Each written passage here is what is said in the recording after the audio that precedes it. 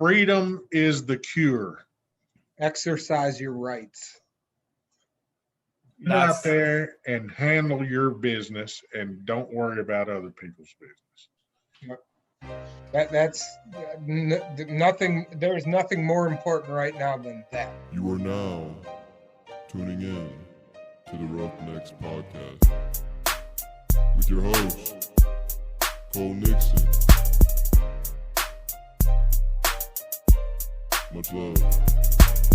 What's up, everybody? This is episode 54 of the Roughnecks Podcast. This is episode that is recorded well in advance because it worked out with schedules, and my guests who are with me today, they have very busy schedules, so I'm very happy that I can finally get them on. But this episode comes out right in the middle of what will be our fall sale, so be sure to make a little purchase, some Roughnecks merch. Every little bit is used to help support this podcast and make this podcast better. So just know that your money is going to something good. It's not necessarily going to me. It is just going to buy more equipment for the podcast. So I appreciate any of the purchases you guys make. That sale is open from Sunday to Saturday. Yeah, the 2nd, October 2nd is open until October 2nd. But joining me today, I have a double guest episode, which is, I believe, is yet to be done other than when I have my co-host. But I have a double guest. Welcome to Roughnecks Podcast, Butch and Bull of Risky Business. How are you guys doing? Good, man. Thanks for having us. Good. Thanks for having us. I really appreciate you guys coming on. I know you guys got a crazy schedule. You guys are stuck in Portland right now. You guys always have something going on, especially this is busy season with what you guys got going on. So I really appreciate you guys taking the time out of your day to record with me. Absolutely. Yeah, we would have been in Reno today if the wildfires didn't cancel our show there in Nevada. So I watched the Smiths and I watched your guys' YouTube channel, and I was looking at what Granger was saying about like how the haze that you guys had in California when you guys were out there. That was just crazy. Bad. Yeah. And it seemed like no one even really cared. It was just like, yep, that happens. Yeah. I think it's, there was a few people there that were like, yeah, this is pretty bad, compared to when they normally got wildfires. But I guess Reno right now is pretty choked out. Like the air quality is even worse than it was in Susanville there in California. Really? Yeah. So to kick off all my episodes, I love my guests to give a little background on who they are. So tell the Roughnecks listeners who don't know who you guys are. Okay. Well, I'm Bull. I am a transportation manager, bus driver for Granger Smith. I was in the 82nd Airborne for 4 years in the 90s. From Michigan originally, and see, I don't know how I feel about that though, because I'm from Ohio. So yeah, hey man, yep. I had to bring it up at least once. Yep, our lighting guy, man, me and him, we just go back and forth because he's from Columbus, so it's even worse. And I'm from Ann Arbor. So, oh, yeah. My dad actually works for the University of Michigan for the football team. So really? In athletics, yeah. So, we've done, I've taken Sean, our light guy, on tours and stuff. And he, then as soon as we leave there, he shits on us about it. I have heard, though, their stadium is it's a really nice stadium. It's a really cool stadium. I've never heard anything really bad about that stadium. Yeah, it's pretty awesome. I don't have a dog in that fight, but that is pretty awesome. Yeah, he's got his hogs in the fight because he's an Arkansas fella. Yeah, Arkansas. Yeah, I'm Butch. I drive the band and crew for Granger, and the goons. I drive the goons around. And before that, I was from Arkansas originally, and that's basically it. I'm just a guy. Just a fellow that I found and hired to drive a bus. Yeah. It seems like you guys go well together, though. It's almost like you guys are really good friends from what I've seen from your guys' YouTube channel. Yeah, we get along pretty good. Yeah. I mean, I met him. He owned a vape shop in the town that I lived in, and he lived there too. But I would go in and get juice for our vape, my vape, and he said he was getting ready to close down because the government was about to tax him to death. So he was shutting it down and going to get a CDL. And I said, well, we're going to be looking for a truck driver at some point. So once you get a little time behind the wheel, give me a holler. And then it just worked out that we ended up getting a different truck driver and needed a bus driver. So he had just jumped in a bus and learned. So we've only known each other, what, 4 years? About 5. About 5 years. So, but yeah, it's rare to find somebody that you can get along with all the time. You yeah. know, we get, you know, when the stuff's breaking down and stuff, we'll get on each other. Just like anybody else. Yeah. A lot rare, yeah. a lot more rare than other people. Yeah. Yeah, that's what I look at. Like my best friend, we grew up, we've known each other our entire lives. Our parents are best friends, and like we get like we're like brothers sometimes, where we literally argue like brothers, but then like, you know, we'll go through spells where we don't talk to each other, but then like we can pick right back up and be perfectly fine. We just it's 100% like brothers. Yeah, we'll get into where like I think something's wrong and he thinks something's wrong, and we both think each other is stupid for thinking this one wrong or this one wrong, and then we just got to walk away, and then we come back like, okay, which one of us was right? And sometimes it's probably neither. Yeah, most of the time. Yep, a lot of times we've already replaced a bunch of parts before. We're like, wow, that was a simple fix if we'd have done it right the first time. Yeah. So first thing I want to say on this podcast, I want to thank you, Bull, for your service. This month, actually, I have topics on my podcast, and this month is actually sacrificed in honor of the 20th anniversary of 9/11. And I just wanted to say thank you for your service. I really do appreciate it, because in a world today and with things that we got going on right now, it's almost underappreciated. So I am one of those people. I was raised that way, and I will always stand by that. I really thank you for your service. I appreciate it. Thank you. Now, Butch, I got a question for you, though. Yeah. And it was off of the popular YouTube series that Granger had with restoring the truck, which you guys spent a lot of time doing. I got to ask you, what do you think's going on with the world right now? And you can hear Butch's take on life, mediated by Mr. Bull. What's the world like right now? Bananas. Yeah. Still bonkers? It's still bonkers. Don't you? Well, it is sure enough gone bananas. We've went off the rails for sure. Yeah. That is for sure. It's You start leaving people behind. We've just Negotiating with terrorists. negotiating with terror. We're a laughing stock right now. yeah, which I never thought would be something that in my lifetime that I'd see. I never thought it either. But going off the Earl Dibbles Truck Jr. Truck Restore, you guys spent a lot of time. That's where I actually first found you guys. And I think that's, I'm going to assume where a lot of people that didn't know of you guys found you guys originally. But I got to ask one question first, which you guys probably do not have an answer to, and it's okay. But do we have a time frame on when this truck's going to actually be finished? Yes, we do. We do. Really? I just got it. It's coming out in our new episode, which would be, what's this Sunday? I have no idea. Here, I don't want to get the date wrong here. The 29th. Or wait. I was going to say, wait, the 29th. This month. It's coming out September 5th, our new episode on Risky Business with Butch and Bull. I went to the shop that's working on it, got a little update. We're looking at about mid-October. And I always got to assume it's going to be a couple weeks after, so I'm thinking 1st of November-ish. Okay. I think there's a lot of people out there itching to know that answer. Yeah. We'll get it back, and we still got to put headlights in it and, a few things once we get all it's put together.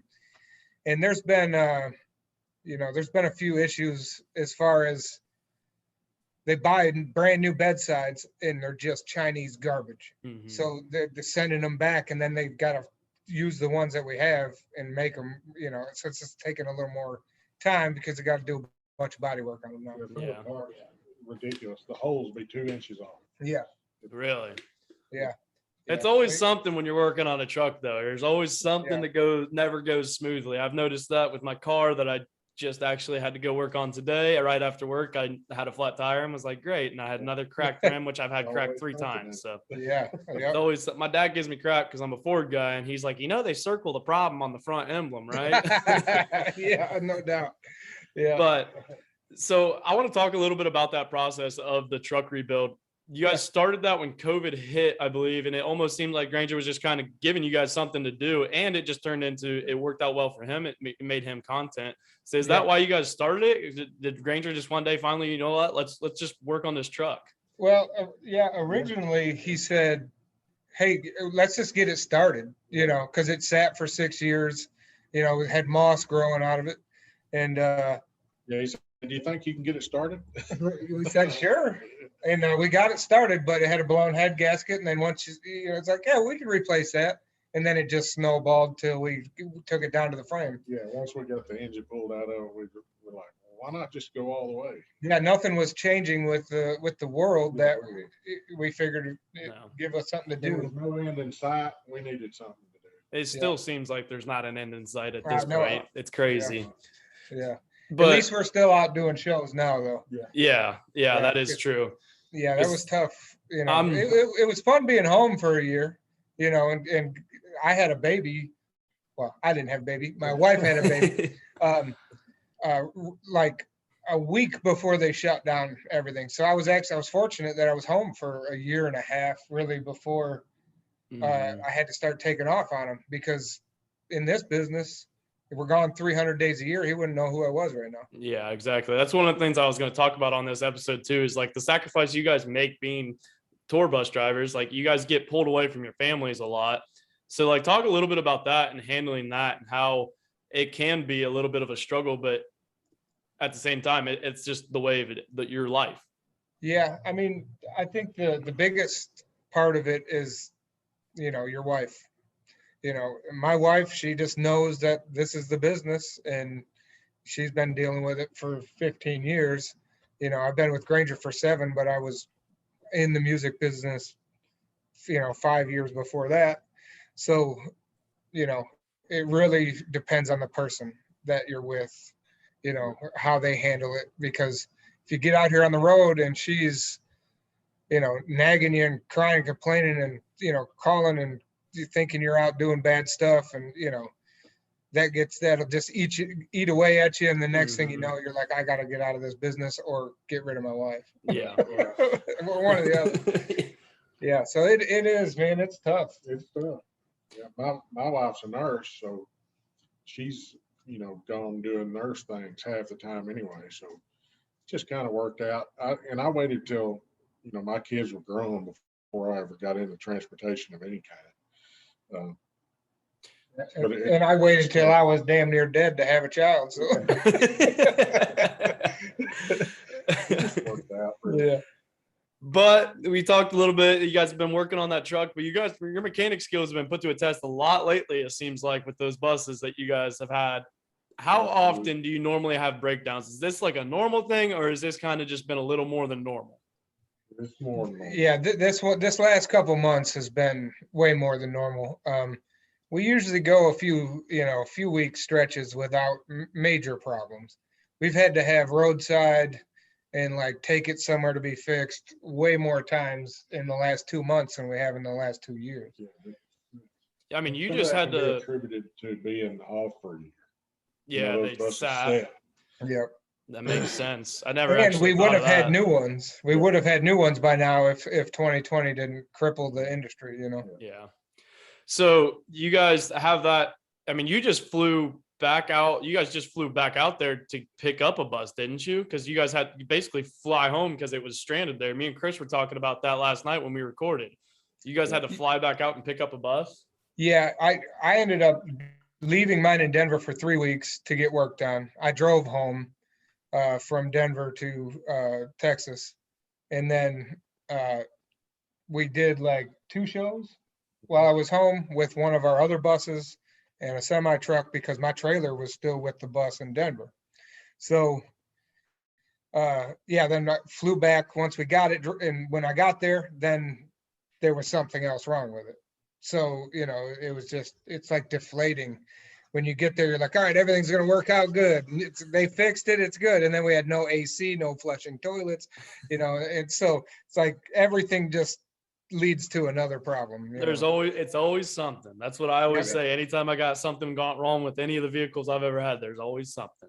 Right. Yeah. And while I'm zigzagging around the country, he's zigzagging around the other part of the country, making up for the fact that we don't have, 2 buses and 2 trailers. And then taking his to Springfield, Missouri to get a motor put in his, and then using our 3rd bus to just logistics, man. And then flying back, getting his bus, and then bringing it back home, and then taking off immediately, all while he was moving into a new house. Yeah. I told my wife yesterday, this is the first day, yesterday was first day that I've had time to sleep in a long time. And you know why? Because he dropped his bus off to get fixed in Portland. So there's nothing out there to worry about. He just can just chill out and not have to clean, fix, do anything, wash. That's one of the things I was going to ask you too, is like your guys' shifts driving. Like, how long do you drive before you guys have to like take a break? Essentially, I know there's probably, I think there's laws with it and whatnot, but how long do you normally drive before you have to take a break? Well, we can drive 10 hours a day legally. And we don't need that trucker break. Yeah, we don't have to take a break. We can drive the straight 10 hours. We normally go half the way of the trip. Like say it's a 400-mile trip, we'll normally go 200 miles, stop, refuel, take a break for a minute, and then go on. Or get a corn dog. Get a corn dog. Something.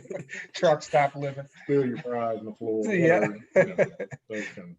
That's what I always, my girlfriend gives me crap. She's like, I swear you live off gas station food, because I work construction and I put in fiberglass pools, but it's just like, I am always like, we stop at the gas station every morning and I just grab something to eat real quick. And she's like, I swear you live off of it. And I'm like, I mean, I'm fine throughout the day. So I just do what I got to do. Yeah. But do what you got to do. That's it. So you guys have multiple bus drivers too, don't you? Like you guys you take your break. Sometimes there's long trips. What's the longest trip that you've actually taken? The longest I've driven straight, don't tell the DOT, was 1,400 miles in a bus. I went from this was before Butch, when we just had one bus. I went from Bradenton, Florida back to Texas, which Bradenton south of Tampa. But our legal limit is right around 650 miles. Before we run out of our 10 hours. But I mean, we've done in 2019 when the truck rolled. I don't know if you ever saw that footage. A little bit, yeah. Yeah, we had done 9,000 miles in 11 days. Oof. We went coast to coast to coast, and then back almost all the way to Baltimore, and our truck driver rolled the truck. We still made that show that night, by the way. So yeah, we went coast to coast, 4 trips consecutively in 11 days. We were rolling at that point. And it's a good thing that the buses held up, because we wouldn't have been able to make those shows. No, we were doing like 6 shows in a row, and not actually getting days off. We had just drive day. Running recaps the whole time. Yeah. Yeah, because I think I don't remember if it was Granger that said it or something. You talked about, you guys can go see Butch and Bull at the bus until a certain time, but then they got to go take a nap. Basically get some sleep before they got to leave. Because you guys leave normally. Do you guys normally leave right after the show, or is it a little bit after? We come back to the venue an hour and a half after the show, and that gives us a half hour to do our stuff before we take off. So we are rolling 2 hours after Granger runs off stage, or when Earl runs off stage. Yeah, me and Chris talked about that last night. Those are not the same people. You cannot they're two different people. Yep. If you've seen them interview each other, you'll know this. Exactly. So one of the things that I wanted to also, people don't realize that some people might just think you guys just get in the bus and drive, and that's not what it is. Because I was watching a video where you and Chris are on the phone talking about all the trying to manage, all right, yeah, we can make this show, and this we have to leave at this time. There's a lot of logistics that go into it behind that. Yeah. So there's a lot behind the scenes. How much of that goes into it on top of what you guys already do? I think it depends. If it's just a normal scheduling and nothing breaks down, Chris usually has the time just about right. He adds about an hour and a half for incidentals or, fuel stops, things like that. But when we break down, that's when the whole thing comes crumbling down, and we have to start doing math and figuring out what we can do, how we're going to get there, all that. Yeah. But that's on breakdowns. But our normal our normal days, we rarely have to adjust a time. Like sometimes I'll be like, hey, why are we going to get there at 6:30 in the morning? Why don't we just leave a little later so we can get some sleep, Yeah. and we'll change the roll time. But we would just work together with Chris on that. It's pretty straightforward the days we don't have issues. It's planned out pretty good. Yeah. I mean, we've been doing it for a long time as far as, this whole group's been together. I think Butch has been here the least amount of time, and he's been here dang near, 4 years. So, I think everybody else has been in here since, 7 to 9 years with Granger, this whole group.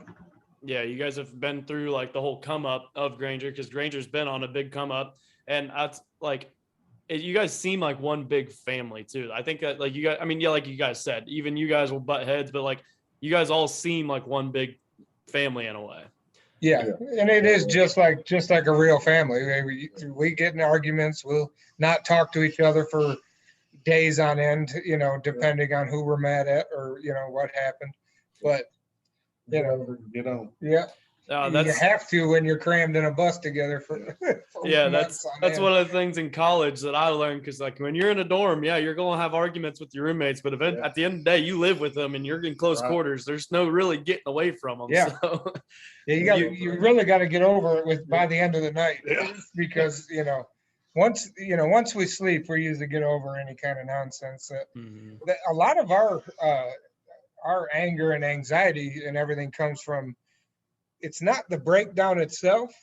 It's not what's happening in the moment. It's what it's creating for the next 2-3 days.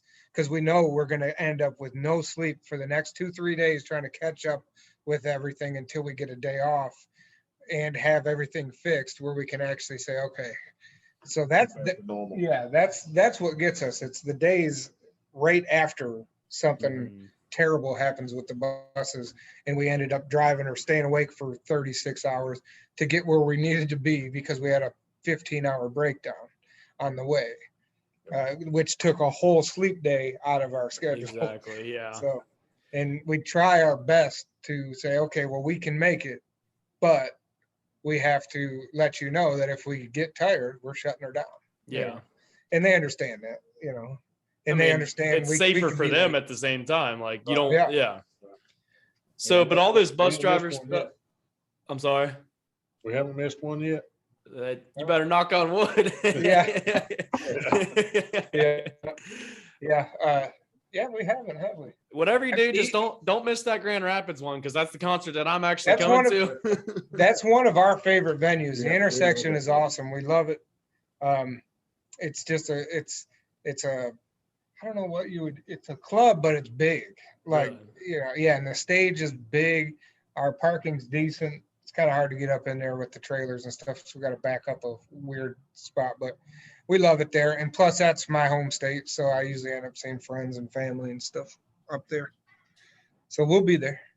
As long as that governor doesn't shut stuff down. That's true. That's what I've heard, that governor's a little tough up there. Yeah. My parents still live in Ann Arbor, so hey, I hear all about it. I was told to ask though, from you guys have these crazy breakdowns and stuff. What is the craziest like breakdown accident? Because I know you've hit a deer. It's in your intro to your risky business. Stuff's happened. What is like the craziest story that you can maybe tell, if you can or not? But what's the craziest story that you think from a breakdown or anything? I mean, it'd have to be Charlie rolling the semi. Yeah. I mean, he jumped that semi across the median and landed on its side and smashed into a cliff wall in West Virginia and climbed out of it. He climbed back into it to get his cigarettes. Yeah. Yeah. Amazing. Yeah, and we were using an app on our phones. It was like Zello. Yeah, Zello. It was like Nextel, where it chirps in. As soon as he rolled it, he chirped us, and he was from Boston originally, so he had a thick Boston accent, and he was just like, "I fucking rolled it." We were like, "What?" He's like, "I fucking rolled it, boys." What do you mean? He's like, "Slow down," because we were behind him, and it was really foggy. He's like, "I'm crossed the whole road." Now, you know, What are you talking about? shut the interstate down for like 8 hours. We were talking. We were in a conversation with Charlie. All three of us were Yeah. just talking, yakking back and forth for miles and miles and miles. Then all of a sudden, Charlie disappeared out of the conversation for Quiet. just 30 seconds. And then he piped back up. I fucking rolled it. And we get up there and there's Yee Energy shooting out of the freaking trailer. I mean, because we had at that time we had pallets of that shit in the back of the truck. Chris woke me up, my tour manager, and he's banging on the door saying, Granger, Granger. And in the past, if he's woken me up and we're parked on the side of a highway, it's always a bad thing. So I'm already, feeling tense. And he says, first of all, Charlie's fine. Charlie's our equipment truck driver. He says, Charlie's fine, but the semi's turned over.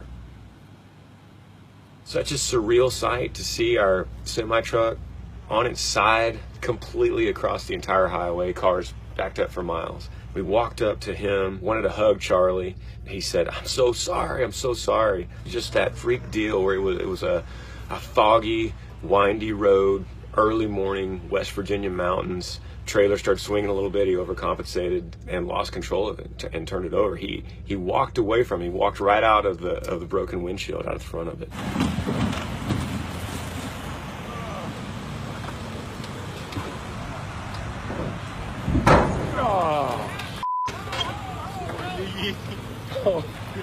It puts perspective on everything, and just standing out there, standing on that hill, looking down at our whole music life packed into a truck that is completely decapitated, but knowing that we're all okay, the band and crew, we're perfectly fine, it puts everything in perspective. We all knew the main focus was to get to Baltimore and to put on a show.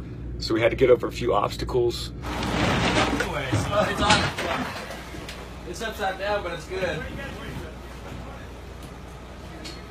Or, I don't know. Not bad. You gotta get the other trailer. What do you need? Case is Stars are clear. Woo! Still in tune. We made it to Baltimore. The crowd's in there right now.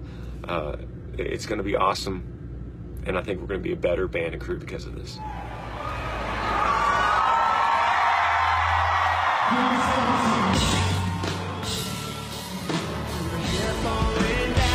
Give me something that'll take her breath away and make her think that heaven's right here, right now. Something that'll get those eyes looking at me like she's falling harder than the stars tonight. Anything that turns the space that's in between us into nothing. Come on, give me something. It was just stuff everywhere. Yeah, and He was perfectly across the interstate. Yeah, straight across. Yeah, I'll send you a picture you can throw up somewhere on the screen, because we've got pictures of it when it was across the road, and he just climbed right out of the windshield, and he's like, apologizing and stuff, and we're like, dude, are you? Yeah, you could just kind of lay down on the side of the road if you want. Crazy. So how did you guys actually get into being bus drivers? You kind of told the story a little bit with Butch, but Bull, how did you get into being a bus driver? I was a tour manager. Well, I got into the music business by just working for a rock band named Evans Blue. I was their tour manager for, 5 or 6 years, but I just did it for free for like 2 years. I mean, just living off of $30 a day for food, and I sold their merch and just got my foot in the door. Then other bands started hiring me, like Taproot and some other rock bands. And then the last tour Evans Blue did, we had Dusty, Granger's drummer. He filled in for our drummer in Evans Blue, and that's how I met Dusty and our old sound guy Frank. So yeah, that's what ended up happening. I ended up meeting Dusty and Frank. They said, "Hey, Granger's going to be looking for a bus driver. Would you be interested?" I said, "Yeah, sure." And I met him up at the machine shop one day, And he said, hey, January 1st, do you want to move to Texas? And I was like, sure. And that was 7 years ago. So That Texas, I don't know much about the Arkansas weather, but from Detroit, from Michigan to Texas is a whole different change in that weather. That's for sure. yeah. How Yeah. much different from Arkansas? Yeah. Really? Arkansas is just a little more muggy. moist. Moist. I hate that word. Yeah, it's blazing hot and but we get, my electric bill from the AC is just astronomical in the summer, and then it's like nothing the rest of the year. It's just summer. You just can't beat it. There's nothing you can do to make it better. That's where people I talk to that like want to move down south, like a lot of them say Florida from Ohio, at least that I talk to. And I'm like, you guys realize like how muggy and stuff it is Yeah. in Florida? Like it's, Yeah. And it rains like every day at 4 p.m. Yeah. just to make it even more muggy, Yeah. Yeah. but like that a lot of people are like, oh, I hate the cold. And I'm like, I mean, you get pretty used to it. Cause I got the person I actually started this podcast with is from Texas. He's from right outside San Antonio. He was my roommate back in college.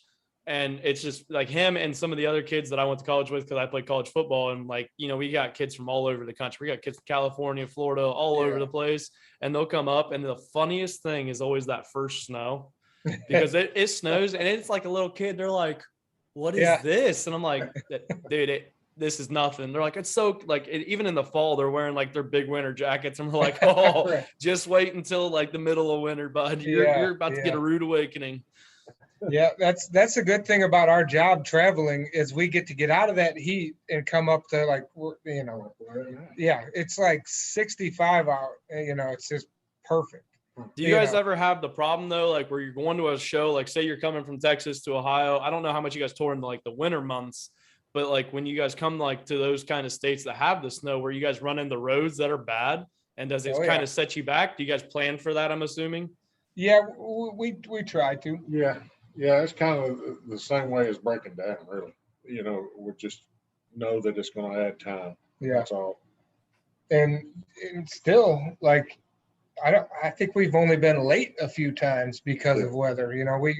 We plan on leaving a few hours earlier or whatever we got to do. We watch the radar, and it gets real bad when we're up here in the Northwest when like we're coming back up here in November. And we got to go over, Snoqualmie and all these different passes. So, we can't put chains on our buses because we can't remove the wheel well covers like Greyhound buses can and everything. Mm-hmm. So we have to carry chains legally, but we can't use them. Yeah. So it's like, okay, well, there's been situations where like coming out of Sacramento going over, Vail, or no, not Vail, that's damn Colorado.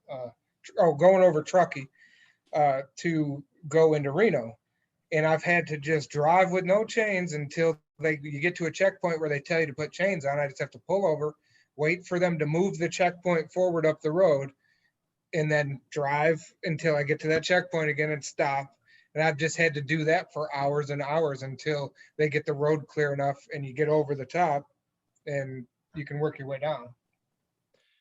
So all this bus driver and all this stuff that you guys have been doing led the Risky Business. Did you guys just start Risky Business this past year? Yeah, during the truck build. Yeah, we started not long after we started on the truck. Yeah, a couple episodes in, Granger was like, hey, people are starting to ask why you guys don't have a channel. We're like, that's what I was we gonna don't even ask. have social media. Yeah. That's what I was going to ask, is why you guys ended up deciding to start Risky Business. Yeah, that was it. He just said, man, you guys could get a following quick if, all these people that are watching you on my channel, and it did too. I mean, we're almost at 10,000 subscribers. So, within a year we were at, because like I think it was a year in April, we were at about 8,000 or something in a year. Yeah, because of Granger's fan base, 99% of the people on there found us through Granger, not just randomly. So yeah, we're almost at 10,000. We're doing a big giveaway, Granger tickets to the show, meet and greets, merch package, some other stuff. I can't remember. We got a big thing on our Instagram page and stuff. So as soon as we hit 10,000 subscribers, we're going to just do a randomizer and pick somebody and concert of their choice and all that stuff. And I think we're like 130 or 120 something away right now. Well, there you guys go. You guys heard it here on this podcast. If you're not subscribed already, you got to go subscribe, because then you might have a chance to win some stuff. So definitely go and subscribe to Risky Business on YouTube. I love it, because what I love about your guys' channel is you guys are real. Like, you guys are just you, because that's a lot of things. I feel like a lot of people anymore today try to be someone they're not. You guys are just who you are. And that's what I love about your guys' channel. Yeah. That's by design. Yeah. To me, to this day, it still boggles the mind why anybody would want to watch my retarded self just say anything. I just don't understand. Yeah, you know, I think a big draw of our channel is just it's just the non-glamorous side. Everybody sees Granger like running up on stage and playing shows and fans and crowds and, you know, and all that, but nobody had a channel at the time, and I still don't think anybody does, that just shows how the hell you get there. All the stuff in between, all the problems, you know, what we do through the night while they're sleeping. Yeah. And we've had drivers from other crews and other bands and big tours come up and say, hey, don't stop doing that channel. He's like, we love watching it. You know, it shows what we do for a living, and nobody does that. So Granger recognized that right off the bat. He's like, you'd be the only guys that have it. He's like, you've got a unique market, you know. Yeah, I've never seen a bus driver. Sorry, the dog over here is playing with a toy. I'm house sitting, and the dog. Last night I put it in a cage, but I've been gone all day, so I was like, oh, I'll let you stay out. But it's trying to get my attention. But that's what I love too. That's what I told Chris last night, that I love about like Granger and Yee and everything, because you get behind the scenes of everything. You got the Yee podcast, you got Granger, the Smiths, his family, then you got his own podcast, and then you guys got Risky Business, Chris Gaines Comedy, even. Like, you guys got a behind the scenes of everything, where a lot of people like didn't know what that kind of stuff's like. They don't, and they may have never thought to ask, but then once it starts coming up, it's like, well, what is that like? And then when you get to see it, it's really cool to see those type of people and what goes on behind the scenes. Because I think when a lot of people think it's just all, I think when the people think of like artists, country artists, whatever, anything, you know, they just live the life. Yeah, they do, but at the same time, they don't, because there's a lot of behind the scenes stuff that goes on. They don't realize how much effort everybody has to put into it. You would be surprised how many times we get asked if we're going to be at the show. Yeah. And it's like, have you not figured out yet that we are driving through the night, so we have to sleep sometime? It's like, no, we're not going to be at the show. No, we're not going to be at the Granger meet and greet. You know, we're sleeping at 7 p.m. You know? Yeah, because I saw one of the people that went through the meet and greet had a Risky Business hat on, which speaking of which, I ordered a Risky Business hat. I was hoping it'd be here in time. I ordered it too late. That was my fault. I've been thinking about it, but I just didn't get it out in time. I saw the order come through, and it's one of those things where they're print on demand. So they take like 5 days or so before they get them printed and sent out. Where if like our AR shirts that we have and the Butch Luck shirts, we ship those from home, and our Risky Business flags now and stickers. That all comes from my house, and my wife ships that stuff out. So like as soon as the order comes through, she can have it out the next day. But you know, this other stuff that's on our website, butchandbull.com, by the way. I was gonna say, where can people buy some merch? Yep, Butch, the letter N, bull.com.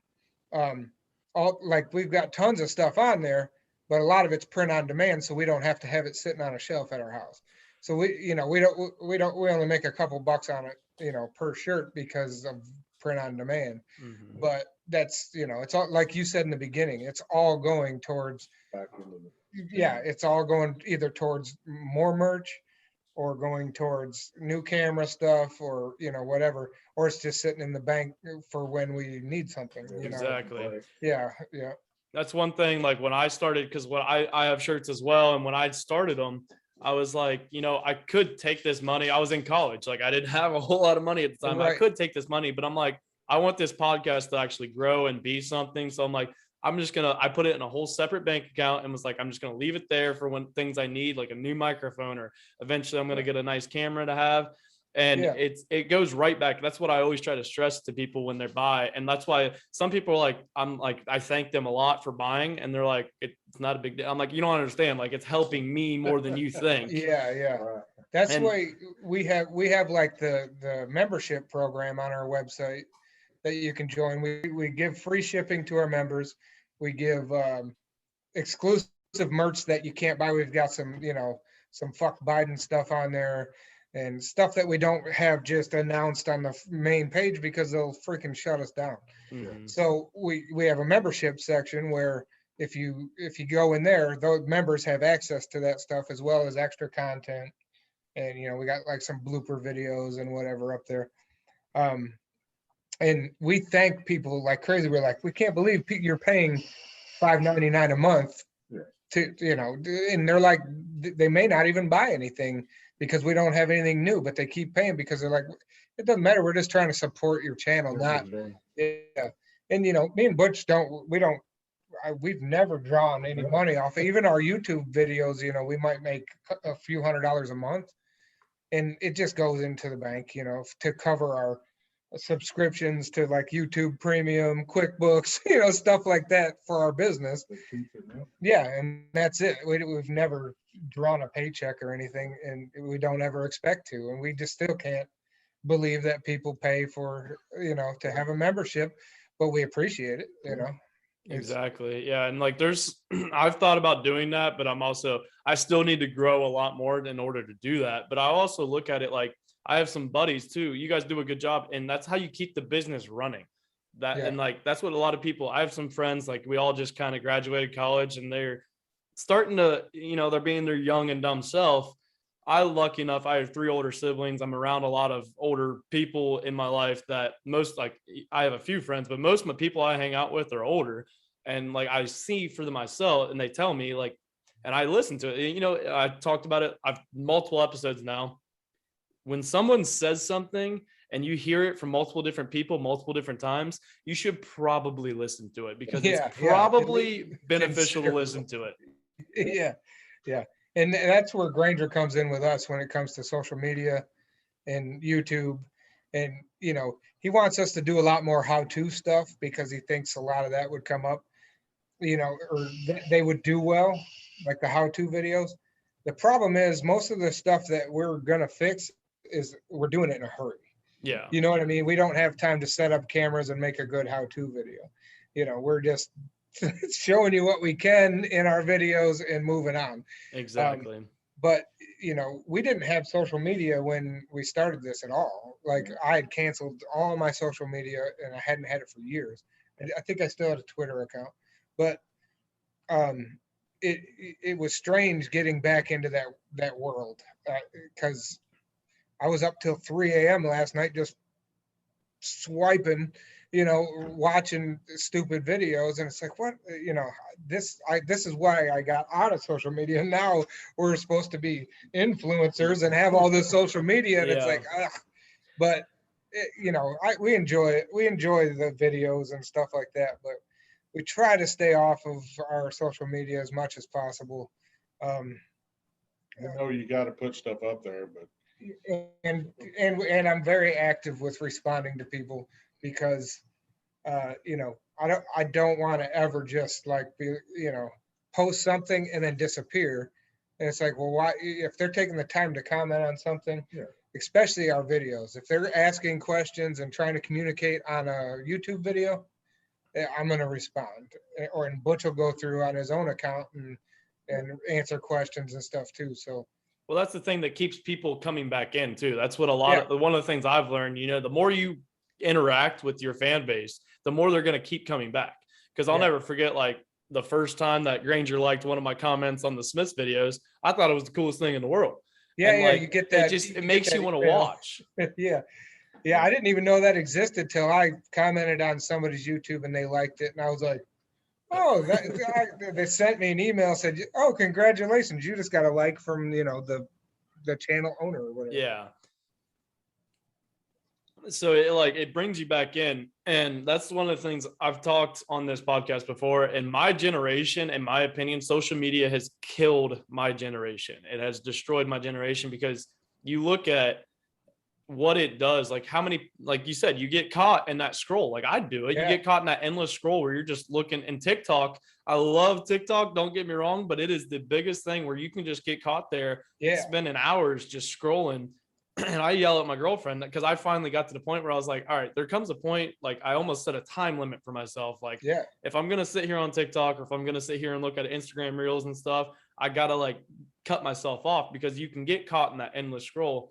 And I yelled at her. I was like, get off TikTok. And she's like, why? I was like, because you're getting caught in the endless scroll. Like, you got to get off of Right. it. It'll never end. Yeah. You can't get to the end of the internet. No, you really can't.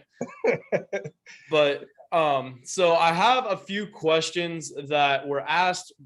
My friends asked me to ask you guys. One of them was the funniest touring story that you were at liberty to say. I mean, Chris gave one last night where he talked about when he ate the edibles. That was his, that was his called story. an ambulance on himself. Yeah. I've already told like he 3 of thought my it was buddies the end of about the it, day. because that episode's not even out yet, and I've already told like 3 of my buddies about it. Right. Yeah. I don't have any stories necessarily like that. Well, You have to give me a second to think about this one. I don't really know. 'Cause We're always just working. it's not a,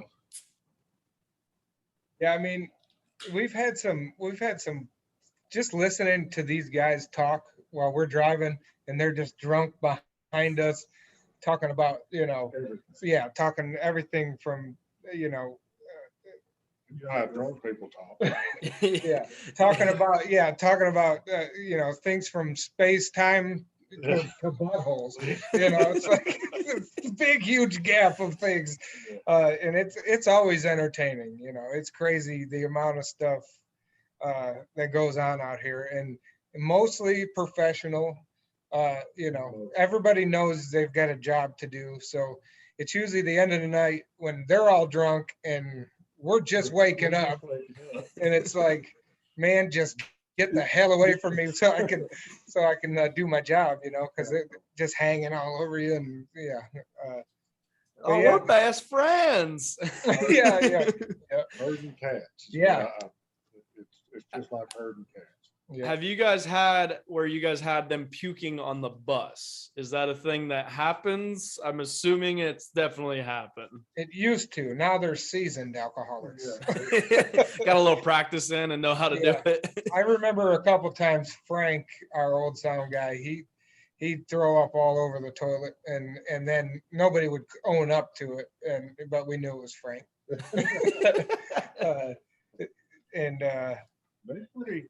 They're pretty good about not having that issue anymore. Yeah, I mean, we've had like friends of friends that would come out, like Granger's friends. I won't name any names or anything, but like one of his friends' wives, she threw up all over the back lounge toilet once, and Granger's back there holding their hair back and just throwing up all over the place. And so yeah, it happens, especially people that aren't used to riding on a bus when they're drunk, because you get car sick just like you would, almost like in a cruise or something. Because I heard people when they'll go get drunk on a cruise, and then that first night they're like, oh God. Yeah, and that's actually happened. One funny story that I can recall of me on the road getting drunk like that was, we were in New York City, and we started drinking at like noon, and just, I don't know, by 10 o'clock or something that night, I was just hammered dog shit, like in the gutter. And I was trying to figure out the subway map because I was leaving. I was like, I got to get back to the hotel. I'm trying to figure out what subway to get on or whatever. And next thing I know, Tyler just walks up to me, Granger's brother, and says, hey buddy, he's like, I got you an Uber outside. And I was like, all right, man, thank you. So I get in the Uber and I'm like head hanging out the window like a dog, just hoping I wouldn't throw up in this guy's car. And he just dumped me off front of the hotel. And then I woke up the next day like, well, now I feel like shit and I got work to do. So I try not to drink too much while I'm on the road because it's things That like next morning, I've already realized, even though I went to college and like, you can wake up and feel perfectly fine in college, but it's like, as soon as you graduate college, it's like, nope, I have a hangover now. This is awful. Yeah. The older you get, the worse it. Yeah. I said, I got 3 older siblings. My oldest sister's 38, I believe. And she's told me like, listen, it's just going to keep getting worse. It doesn't get any better. Right. Yeah. And if you work construction, you don't want to be out in that heat, digging pools and, No. with a mean hangover. It I don't doesn't know how matter. these guys do it. The guys in the band and crew, they'll go to bed hammered at 7 a.m. and they'll be up at 10 loading in. It's like, man, I just couldn't do it. Well seasoned. Yep. I mean, when you do it enough, you get used to it in a way. Yeah. Another question from a fan, a friend, blah, blah, blah, was drink or beer of choice. Miller Lite. Yep. That's what I figured, because that's what you guys normally drink. Then I was watching one video with Bull, and you cracked open the last Coors Light in the fridge. Yeah. Because Coors Light showed up at the farm because Earl did a video with a Coors Light in his hand, and they dropped off a van load of Coors Light. So we just started loading up the fridge every time we found a case laying around. We're like, all right. Yeah, but don't drink beer out of that fridge unless you're Bush Yeah, and Bull. yeah. We say don't drink our beer, but it's the beer we stole from Earl. I can't believe Earl left any beer laying around. That's just astonishing to me. So much he couldn't keep up with. Yeah. You'd be surprised how many times we find full beers sitting out in the sun because they did like some sort of photo shoot with it, and then they just set it down, and I'm like, there's 2 freaking beers sitting here that could have been drank. That is just a waste of a beer. Who does that? Yeah. Another one is, if you could be anything but a bus driver at this point, what would it be?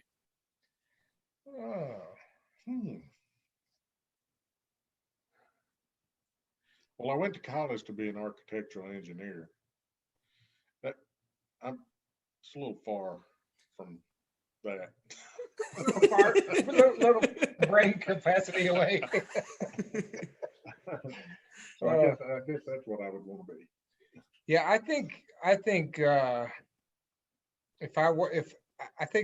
the one tiny little regret I have is just not staying in the military, because I'd have been retired from the military by now. I could have retired at 38 and I'm 45 now. So that's kind of a regret. And I think I would have liked to just have stayed in and seen where it went from there, or I could be dead, Yeah. So it's I think that's what I would have liked to be if I was going to be anything. I was on the radio for a little while. I went to school for radio broadcasting as well.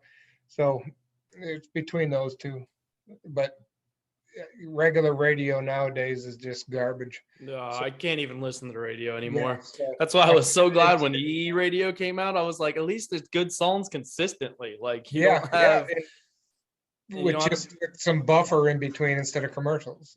Yeah, you don't have to deal with. That's the thing. We listen. We put the radio on at work and stuff, and it's like, you'll listen to music for a little bit, then all of a sudden, like, you realize, like, I feel like we've been listening to commercials for like 20 minutes. Yeah, because I think it's like 16 minutes out of the hour is commercials. It's like 8 minutes every 30 minutes.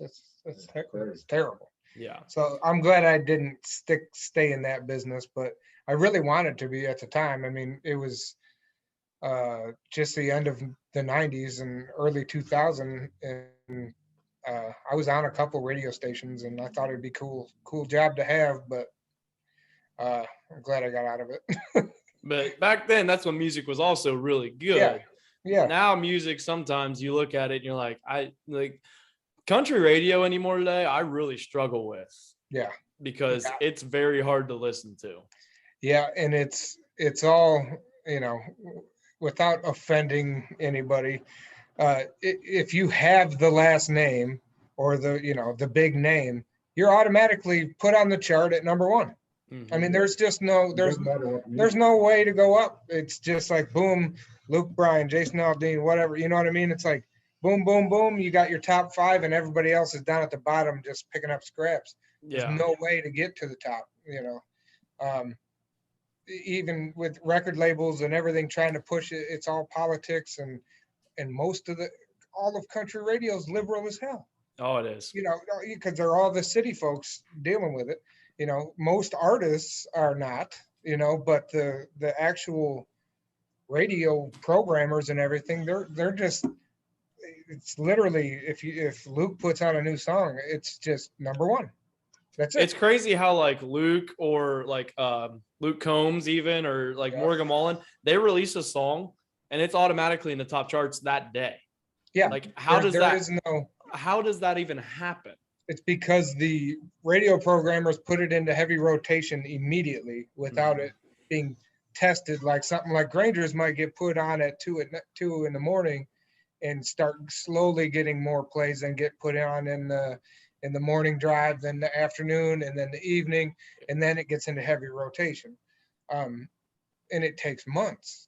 By that time, he's already released another single or whatever. Yeah. With the bigger guys, it's like, boom, it might be number 2, number 3, and they just kind of swap spots. Whoever's in that top spot gets knocked down to number 2, and then it immediately starts dropping off the chart, and then they put out another one straight to number 1. Exactly. And country songwriters hate that.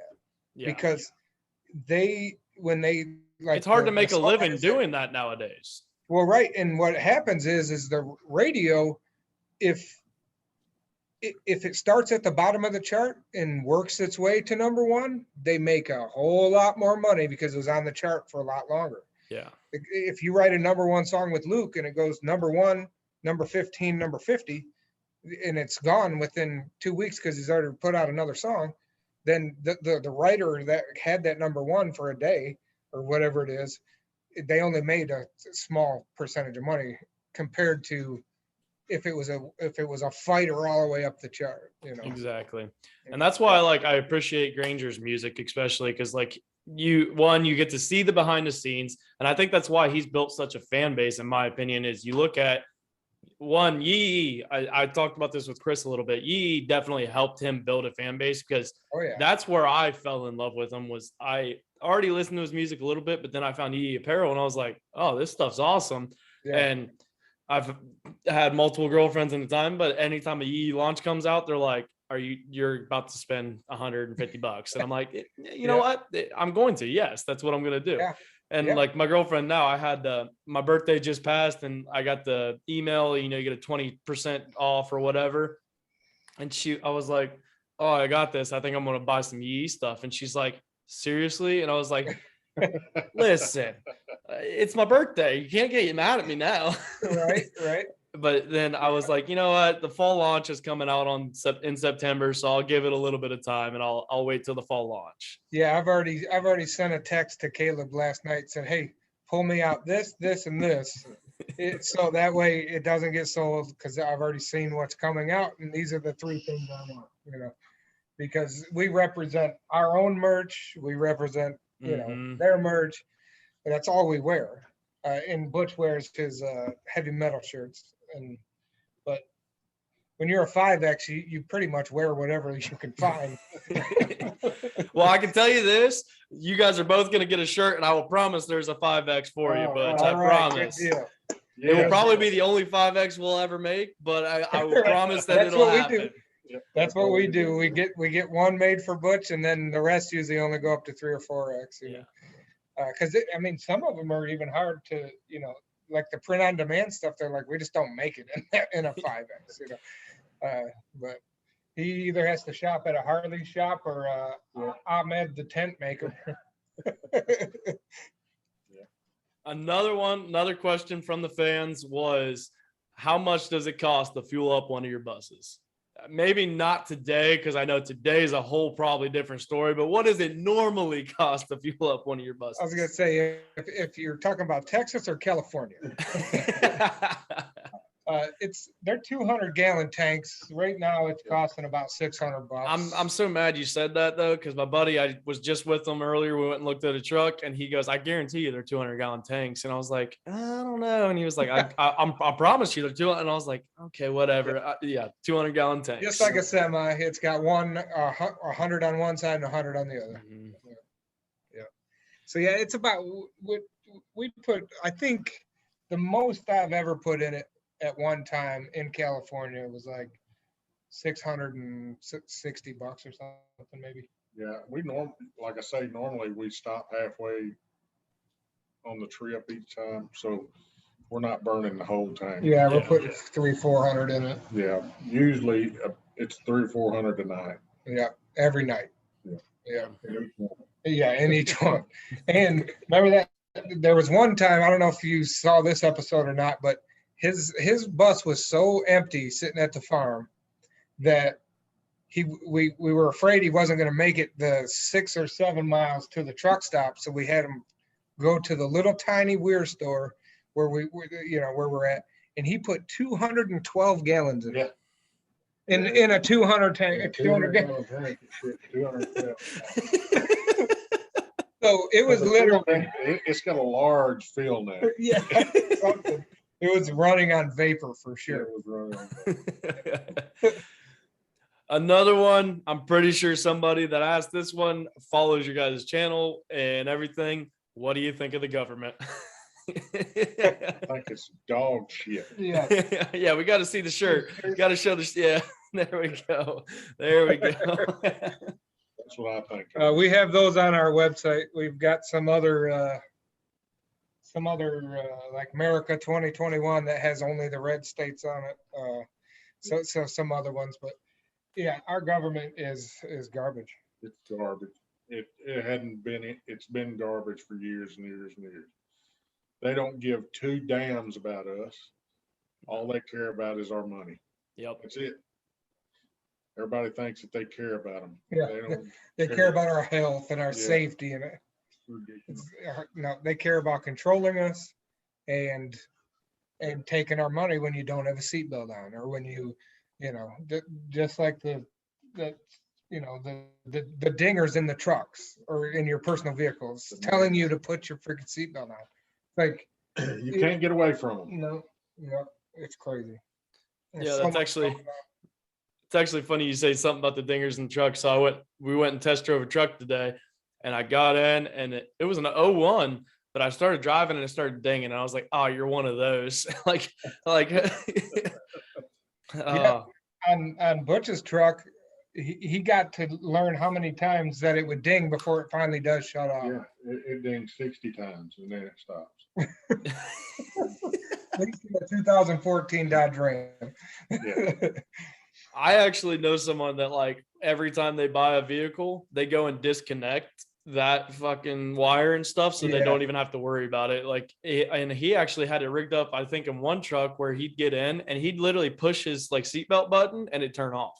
Oh yeah. I don't know how he did it, or what he did, but You can go on Amazon and find you can buy the things that plug right into it. Yeah. That it thinks that your seatbelt's You can on. get a seatbelt extender and do the same thing. Yeah, yeah. it's called a wireless seatbelt. I think that's what it's called. Right. But Yeah. I got a couple questions that I like to ask all my guests, no matter what. The first one is, who is your biggest inspiration? I like to ask that question. This is a motivational podcast. This is a fun episode, but I still like to keep a little bit of the motivational self-help into it. So who is your biggest inspiration? Oh man. These are tough. I wouldn't be anything without him. He has struggled and come from nothing and made something out of himself, and he taught me a lot of what I know that helped me not be a sponge on society. So that's my biggest inspiration. Yeah, I think, aside from my parents that had me when they were 15 and 16 years old and are still together, which is unheard of nowadays. Unless you're a reality show the teen pregnancy. I think, what was I gonna say? My son now, like it completely changes your life when you have a kid. And I thought for sure I wasn't gonna have kids. I was like, well, I'm getting older. I don't think it wasn't in the cards. And for what I do for a living, it was like, I'm not going to be around. It's going to be, it'd just be tough. But I'm glad that we decided to have him. And he definitely has inspired me to work hard, make sure he's provided for when I'm gone. And, it's scares me to death. But I just did a will yesterday on LegalZoom because I got to think about this stuff now. It completely changes your mind frame. So, but he inspires me to live better and try to do the right thing now. Yeah, it's crazy that like both of those. I look at the pops and we talked last night and multiple episodes. It's crazy what your old man, any like father figure in your life can do to shape you into who you are. You either learn who you want to be or learn who you don't want to be. Yeah. And hopefully it's who you want to be. But like, you talked about coming from nothing, not saying I was poor or anything. Like I had everything I wanted, but I looked at like my parents' struggle and what they went through to have 4 kids and provide for us. We never didn't have what we needed to have. And they gave up things that they needed in order to give us what we needed. Because even my dad said tonight when my car had issues and stuff, and he goes, welcome to what I went through for however many years. He goes, I remember your mom's car breaking down one night, coming home, working on it. And then the next day my car breaks down. Then I'm just trying to fix up one of them to make sure that we have a vehicle to get you guys where we need to go. And and then thinking back to like when the same thing, like my parents, they always, they were so young. They had, we were poor, but we had a roof over our head. But that's how I learned how to, first of all, get a damn job, work hard, buy your own damn car, replace one tire if you have to, you know what I mean? Like not, now it's like, oh, my tires are bad, I'm gonna go get 4 new ones, but back then it was like, I had to learn how to do my own brakes, oil changes, all that stuff. And that all attributes to, what I do now, just common knowledge of mechanics. And same in the military. It was like, I was a diesel mechanic in the military and a paratrooper. So I would jump out of planes with tools, and we'd set up motor pools and stuff, and we'd be out there fixing stuff. And I remember when I went through my my training for diesel mechanics in the military. It's called AIT, Advanced something training. I can't remember now, but I was really sick for like a week, and they said, well, you're going to have to recycle back and do this whole class again. And I said, well, what was the class on? And they said brakes. And I was like, let me take the test. And I took the test and got like a 97%, and I just moved on, because I already knew, because I had to do it, at a young age by myself, or with my dad kind of showing me too, So once I took that test, they were like, all right, then I guess we'll just stay with the same class, Yeah, it is one of those things that I was glad like my dad worked on his own stuff, because I look at it. I now have to tell him though, when I'm working on things that I don't know necessarily how to do, because he's still that old man that likes to try and come in and like, and I'm like, get out of the way. Let me do it. Like if I'm doing something wrong, tell me, but let me do it and figure it out for myself, because I want to know how to do it. I want to be able to teach my own kids how to do it eventually one day, because it is a very, like, you look at how many people are out there that can't even change their tire. Yeah. And like, that's the first thing. Like I saw a video on Instagram or something one time where it was a coach teaching kids how to change a tire. And people are like, well, what's the point? And I'm like, you don't understand what this coach is doing. This is more than just like sports. Yeah. Because I look at my coach from high school, and I've said this multiple times now on this podcast, where he taught me more about life than I realized. like high school sports, don't get me wrong. We all want to win. We all think we're going to go D1. None of us are going D1 in my school, but that's okay. And like, we all think we're going to go do big things, but sports are eventually going to end to the point where you need to like have these life habits. And I almost put a shame on schools that don't teach, you know, we need a financial class in school. We need a auto body class in school. And that's one of the things, because we have we call it C-Tech, where it's basically people go to school the last 2 years of their high school career, and they learn like diesel mechanic or fire, like in PT, any of these things. That's more beneficial. And I looked at it, I was like, I wish I'd have done that, because I'd have been better off. I'd have been able to go get a job right out of high school and not had to feel like I need to go to college to get a very expensive piece of paper that says I'm qualified. That doesn't even qualify you for a job anymore today. Yeah, not today. Like I get when our parents were telling us to go to college because that's what you're supposed to do. I couldn't go to college. I didn't have the money, and I wasn't a good athlete, so I went in the military. But I knew I had to do something, because I was just on the wrong track. I was just drinking and doing drugs and, you know, just being a, you know, being a worthless. Oh, I've told my parents multiple times, if it would not have been for college football, I would have never gone through college. I'd have been a dropout. Because I drank and I was an idiot. I like, you know, you're a college kid. You want to have your fun. But I'm that person that I had too much fun and not worried about my classes. Like, we had class checks to make sure we were even in class. So like, it forced me to go to class, because if you weren't in class, you were running at 6 a.m. the next day, and nobody wanted to do that. So you're like, I'd rather sit through this 2 o'clock class than run at 6 a.m. the next morning. Yeah, no doubt. Yeah. So another one that I like to ask, and you guys somewhat answered it, but I'm still going to ask it, is if you could go back in time and tell your 16-year-old self one thing, what would it be? And I don't mean like change anything, just like give a little piece of advice to your 16-year-old self. Mine would have to be work for yourself.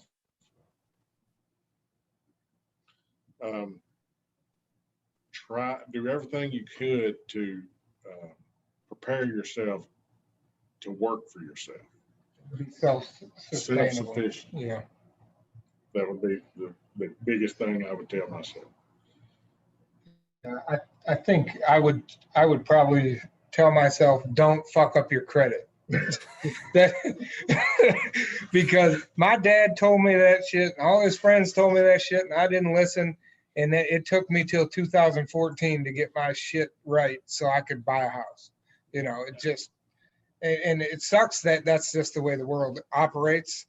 And, you know, or work your freaking ass off and have enough money to buy a house cash would be the best idea. But yeah, when you fuck up your credit when you're young, then you're just, you know, you're screwed until you finally say, okay, I have to fix this, because it ain't never going away. Yeah. One thing I would tell myself is buy a Walmart stock. Right. Yeah. Absolutely. But with that moves me into my favorite segment of this podcast, which is Motivation Monday.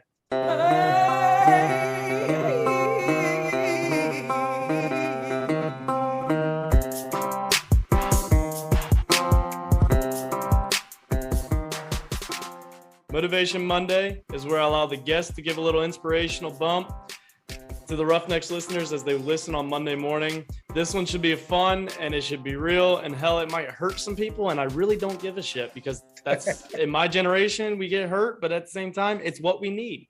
So what does Risky Business have for Motivation Monday? Freedom is the cure. Exercise your rights. Get out there and handle your business, and don't worry about other people's business. That's nothing. There's nothing more important right now than that. 100%. In the world we live in today, that is 100% true.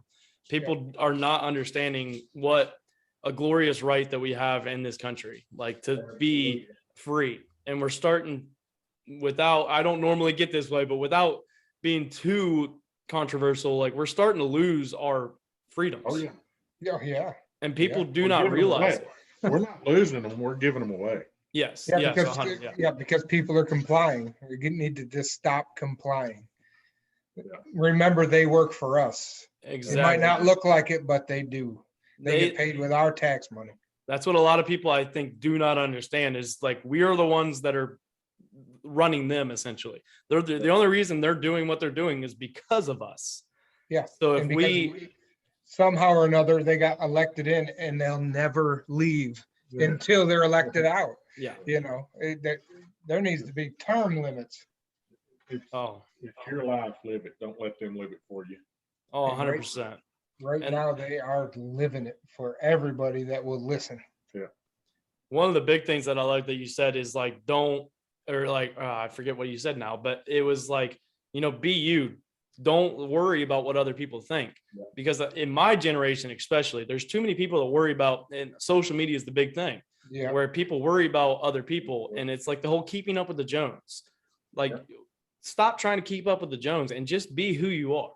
I told my roommate this one time, I don't want to make a lot of money, and he's like, "What?"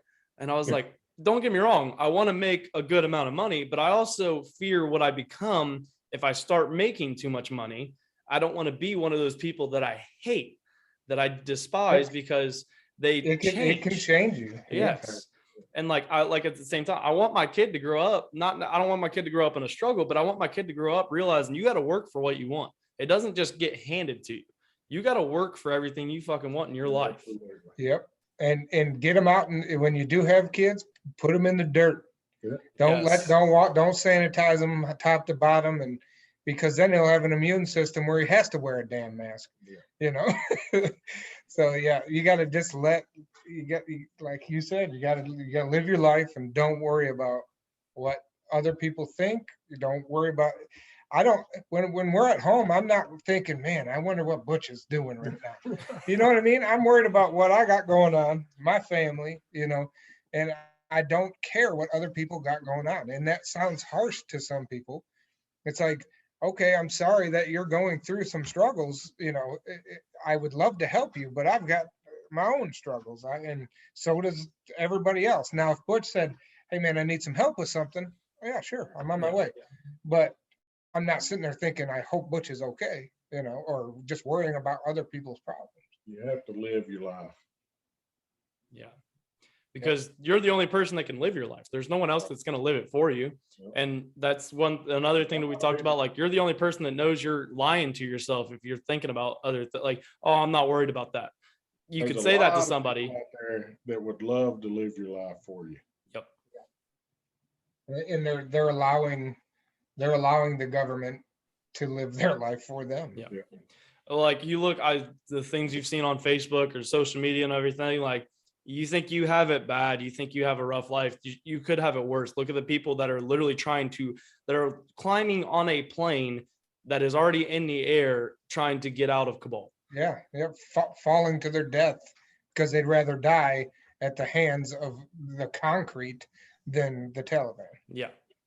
People, you think you have it bad. That's what I've always said. Like, anytime people come to me with problems and stuff, and that's why some of my friends, that's probably why I have a very small friend group. But at the same time, the friends that I have, they realize, like, I just had somebody text me today and they're like, hey, I need advice. And I know you're always honest with me. Like, I'm not going to sugarcoat it. Like, because, and I expect you guys not to do the same to me. Like, if I'm being stupid and I'm thinking about this the wrong way, tell me. Like, I want you to tell me, because that's why I'm asking you, because I want real advice. I don't want you to tell me what makes me happy. Yeah. Yeah.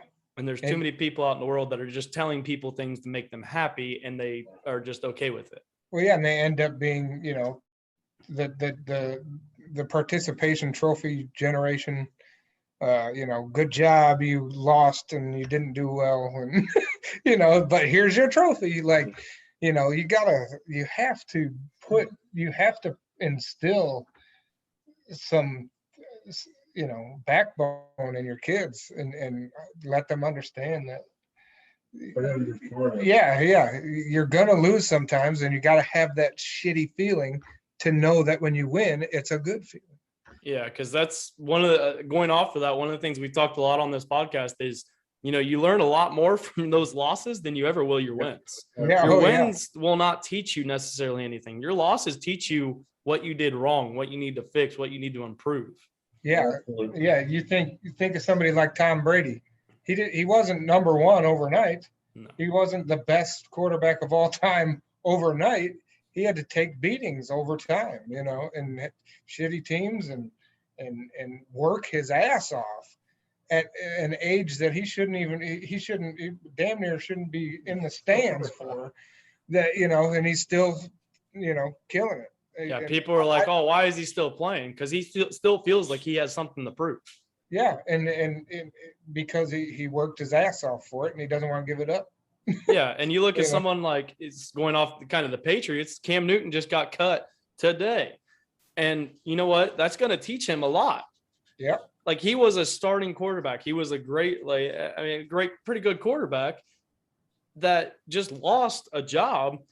And that's going to teach him a lot about, maybe he got too comfortable. I don't know the Yeah. details of it. Maybe he got too comfortable. Maybe he relaxed too much. And a quarterback, not Mac Jones, not the same Mac Jones. We're getting into football talk, but not saying Mac Jones is the answer for Patriots. I don't really think he is. I'm not a big fan of Mac Jones, but he lost his job. And he's got to learn from it. You watch some of these athletes and they become personalities instead of athletes. Mhm. They become, oh, well, LeBron James, I'm going to comment on political issues. Nobody gives a shit what you have to say. Go and play basketball, dude. And you're not oppressed. You got more money than Bezos. Sit your ass down and shut up. Yeah, 100%. Yes. And Cam Newton was one of them dudes that just had that attitude like his whole time in Carolina. That's why they got rid of his ass. That's my view of it. I wasn't in the locker room when they cut his ass, but just watching him on the sidelines with a towel over his head, like "Don't talk to me" and stuff like that. It's like that's not how it's done, dude. That's not somebody that I want to play with. Yeah. You got to be a team player and not be the toxic dude in the locker room or on the sideline. Yeah, like And even it's when the same way in life. yes, Yeah. 100%. Because even when I'd have a bad game, like I know I had a terrible game in college. If we won, that's what people are like. Yeah, I was a little upset, but I'd still be celebrating. Like we won. All right. I'll fix my stuff later. We won. I'm going to celebrate with my teammates because I don't want to be that guy that people are like, oh, he's all about himself. And we got a lot of people in our world today where they care about themselves. Because I'd watch people, and that's where I tried to bring some of the freshmen up when they'd actually get to play and they'd like be down like, oh, I didn't play great. And I'm like, listen, like you got 4 more years or 3 more years. Just take this as it comes. Yeah. I said, right now we are winning, celebrate. I said, you want to sulk and stuff, do that on your own time. Don't do it now. And then fix it over time. Yes. And like I've told them, like, you really think I came in my freshman year and started? No, I had to work my way up to it. Like it doesn't just happen. Like you're going to make a lot of mistakes and that's okay. We live in a world that's afraid to make mistakes. Yeah. And it's okay to make mistakes. Yeah. And they feel like if they make a mistake, somebody's going to fix it anyhow. Yeah. So yeah, without them, yeah, I don't need to fix it. The government's going to fix it, or my mom and daddy's going to take care of it. All that kind of thing started with the Columbine stuff. With those kids saying that they wouldn't allow their parents in their own garage while they're making pipe bombs. I'd have kicked that door in and whooped my kid's ass. But I can't even imagine what my parents would have done if it'd been like, no, you can't come in. Yeah. What do you mean I can't come in my own garage? I'm the one paying the bills. Right. Yeah. Yeah. And it was downhill from about that year. It was after the 70s and 80s kids and the few that did learn well and do the right thing like you. It's crazy. It is a very crazy world we live in, and that is for sure. But with that, that's a wrap on this episode of the Roughnecks podcast. Thank you, Butch and Bull, for coming on. I really appreciate it. Where can people find Risky Business and you guys on social media? Okay. Most of it is like Instagram at Risky Business with Butch and Bull. Same with Facebook. And then our actual YouTube channel, we couldn't fit that all on there. So it's Risky Business with Butch Bull. Or you can just search Risky Business with Butch and Bull. You search Risky Business, I promise it comes up. Yeah, okay, cool. Or you can go to butchinbull.com, and that has links to everything. Yes. Yeah. Yep. And our merch, all of our socials are on there, the membership program, all of our videos, everything. Like I said earlier, definitely go subscribe because there's a giveaway coming. So definitely go subscribe. Definitely go buy some of their merch. Their merch, if you like this episode, if you're listening all the way through, then you definitely would like their merch. So go buy some of their merch because I just bought a hat and their merch is awesome. Definitely go check it out. Also, like I said earlier in the beginning of this episode, our sale is going on, the Roughnecks sale. Purchase some Roughnecks merch. Get some stuff. I don't know what all we have for sale because I'm still trying to figure that out as we are recording this. But I know we will definitely have t-shirts, long sleeves, sweatshirts, I believe. Hopefully, I believe we'll have sweatshirts. The first sweatshirt, I'll be giving one of those away. I would have gave one away last week. So definitely go get some of that. Like I said, it all goes back to the podcast. And like with Risky Business, it goes back to them. It doesn't go to them. So definitely go purchase some of that. But I really appreciate you guys coming on. But like every week, we have this slogan on this podcast that's called Grab the Bull by the Horns. And by Grab the Bull by the Horns, we are the bull rider. The life is the bull. We're going to get knocked down. That bull is going to knock us down. But you can't let that bull of life walk all over you. Get up, grab the bull by the horns, and take control of your life. Until next week, Roughnecks out.